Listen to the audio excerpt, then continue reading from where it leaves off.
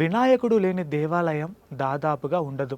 శైవం, వైష్ణవం, శాక్తేయం ఇలా అన్ని రకాలైన సంప్రదాయాల్లో తప్పనిసరిగా వినాయకుడిని పూజిస్తారు. అయితే శృంగేరిలోని శారదాదేవికి కూతవేటు దూరంలో కొండపై ఓ శివాలయం ఉంది.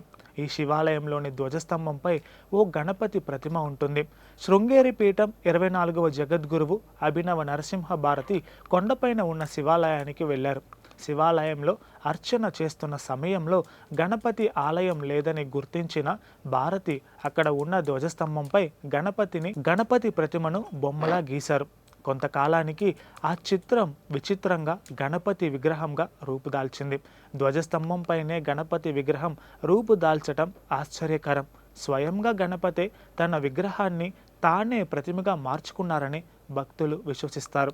శారదాదేవిని దర్శించుకున్న భక్తులు తప్పకుండా కొండపైన ఉన్న శివాలయాన్ని, ధ్వజస్తంభంపై ఉన్న గణపతి విగ్రహాన్ని కూడా దర్శించి పూజలు చేస్తూ ఉంటారు.